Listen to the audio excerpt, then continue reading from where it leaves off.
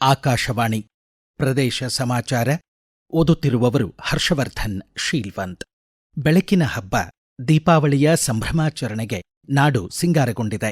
ಮಣ್ಣಿನ ಹಣತೆಗಳ ಸಾಲು, ಆಕಾಶಬುಟ್ಟಿಯ ತೇಲುದೀಪಗಳು, ಕಬ್ಬು, ಬಾಳೆಕಂದು, ತಿಳಿರು ತೋರಣ ಹಬ್ಬದ ಮೆರುಗನ್ನು ಹೆಚ್ಚಿಸಿವೆ.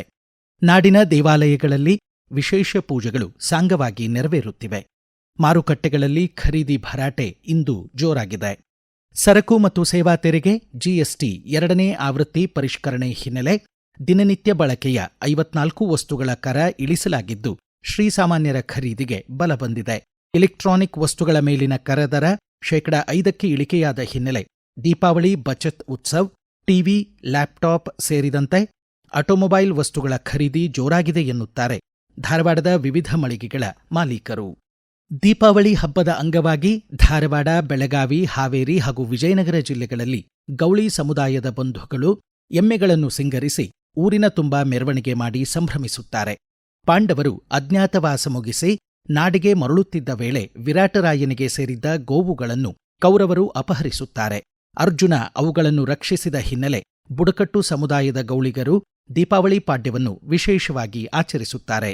ವಿಜಯಪುರ ಹಾಗೂ ವಿಜಯನಗರ ಜಿಲ್ಲೆಯ ಲಂಬಾಣಿ ತಾಂಡಾಗಳಲ್ಲಿ ದವಾಳಿ ದೀಪಾವಳಿಯನ್ನು ಸುಗ್ಗಿಯ ಹಬ್ಬವಾಗಿ ಆಚರಿಸುವ ಸಂಪ್ರದಾಯಕ್ಕೆ ಭರದ ಸಿದ್ಧತೆಗಳು ನಡೆದಿವೆ. ಲಂಬಾಣಿ ಮಹಿಳೆಯರು ಕಾಡಿಗೆ ತೆರಳಿ ವಲ್ಲೇಣಾರ್ ಫೂಲ್ ತಂದು ಹಂಚಿಕೊಳ್ಳುತ್ತಾರೆ.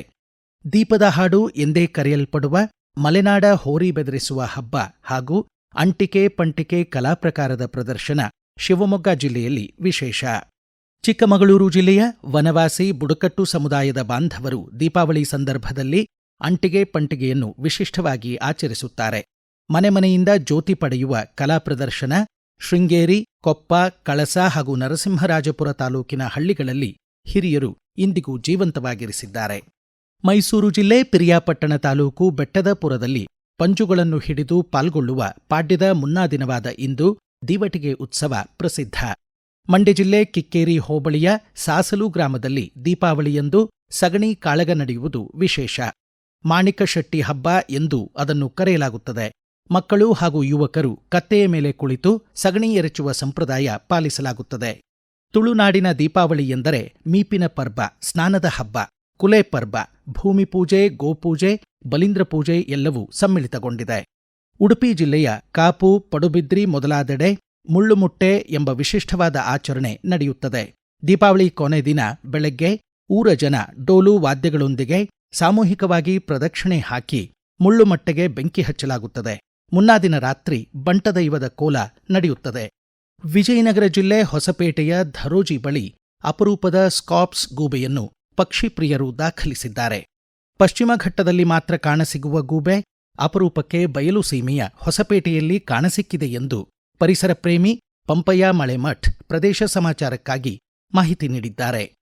ಇಂಡಿಯನ್ ಸ್ಕೌಪ್ಸ್ ಔಲ್ ಅಂತೇಳಿ ಒಂದು ವಿಶೇಷವಾದ ಗೂಬೆ ಜಾತಿಯ ಪಕ್ಷಿ ನಮಗೆ ನೋಡ್ಲಿಕ್ಕೆ ಸಿಕ್ಕಿತ್ತು. ಇದು ನಮ್ಮ ಭಾಗದಲ್ಲಿರ್ತಕ್ಕಂಥ ಮಾಹಿತಿ ಇದ್ರೂ ಇದುವರೆಗೂ ಯಾವತ್ತಿಗೂ ವೀಕ್ಷಣೆ ಮಾಡ್ಲಿಕ್ಕೆ ಆಗಿದ್ದಿಲ್ಲ ಮತ್ತು ಫೋಟೋಗ್ರಫಿ ಮಾಡ್ಲಿಕ್ಕೆ ಆಗಿದ್ದಿಲ್ಲ. ಸಭ್ಯಸಾಚಿ ರಾಯ್ ಮತ್ತು ಶ್ರೀಧರ್ ಪೆರುಮಾಳ್ ಬೆಂಗಳೂರು ಜೊತೆಗೆ ಅನಿರೀಕ್ಷಿತವಾಗಿ ನಮಗೆ ವಿಶೇಷವಾದ ಧ್ವನಿ ಕೇಳಿ ಬಂದಿದ್ದರಿಂದ ಮತ್ತು ಆ ಧ್ವನಿಯನ್ನ ನಾವು ಹಿಂಬಾಲಿಸಿದ್ರಿಂದ ನಮಗೆ ಈ ಪಕ್ಷಿ ನೋಡ್ತಕ್ಕಂಥ ಒಂದು ಅದೃಷ್ಟ ಒದಗಿ ಬಂತು. ವಿಶೇಷವಾಗಿ ಎಲ್ಲಾ ಗೂಬೆಗಳು ನಿಶಾಚರಿಗಳಾಗಿರುತ್ತವೆ. ನಮಗೆ ರೆಗ್ಯುಲರ್ ಆಗಿ ಸಿಗ್ತಕ್ಕಂಥ ಗೂಬೆಗಳು ಅಂತ ಹೇಳಿದ್ರೆ ಇಂಡಿಯನ್ ಈಗಲ್ ಔಲ್ ಅಂತ ಹೇಳಿ ಒಂದು ಪಕ್ಷಿ ಸಿಗುತ್ತೆ, ಬ್ರೌನ್ ಫಿಶ್ ಔಲ್ ಅಂತ ಸಿಗುತ್ತೆ, ಬಾರ್ನ್ ಔಲ್ ಅಂತ ಕೆಲವು ಸಲ ಸಿಗುತ್ತೆ. ಅದ್ರ ಜೊತೆಗೆ ಸ್ಪಾಟೆಡ್ ಔಲೆಟ್ ಅಂತ ಹೇಳಿ ಹಾಲಕ್ಕಿ ಅಂತ ಕರಿತೀವಿ ನಾವು. 4 ಜಾತಿಯ ಔಲ್ಗಳು ಮಾತ್ರ ನಮ್ಮಲ್ಲಿ ರೆಗ್ಯುಲರ್ ಆಗಿ ಸಿಗ್ತಾ ಇದ್ವು. ಇದರ ಇರುವಿಕೆ ಹ್ಯಾಬಿಟೇಟ್ ಇದೆ ಇರ್ತಕ್ಕಂಥ ಚಾನ್ಸ್ ಇದೆ ಅಂತ ಮಾಹಿತಿ ಇತ್ತಾಗ್ಲಿ ನಮಗೆ ಯಾವತ್ತೂ ಸಿಕ್ಕಿಲ್ಲ.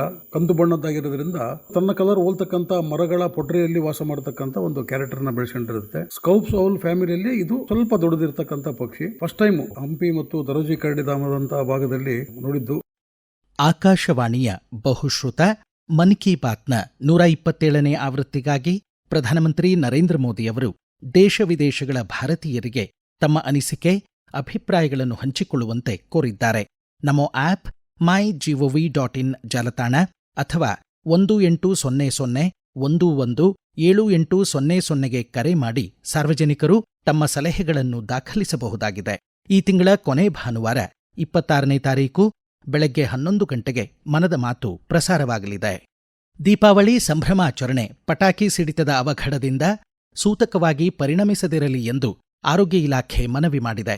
ಬೆಂಗಳೂರಿನ ಮಿಂಟೋ ಆಸ್ಪತ್ರೆಯಲ್ಲಿ 13 ಜನರಿಗೆ ಕಣ್ಣುಗಳ ಗಾಯಕ್ಕೆ ಚಿಕಿತ್ಸೆ ನೀಡಲಾಗಿದೆ. ಒಟ್ಟು 33 ಪ್ರಕರಣಗಳು ವರದಿಯಾಗಿವೆ. ಇಲ್ಲಿಗೆ ಪ್ರದೇಶ ಸಮಾಚಾರ ಮುಕ್ತಾಯವಾಯಿತು. ನಮ್ಮ ಮುಂದಿನ ರಾಷ್ಟ್ರೀಯ ವಾರ್ತಾ ಪ್ರಸಾರ ಮಧ್ಯಾಹ್ನ 1:10 ನಿಮಿಷಕ್ಕೆ.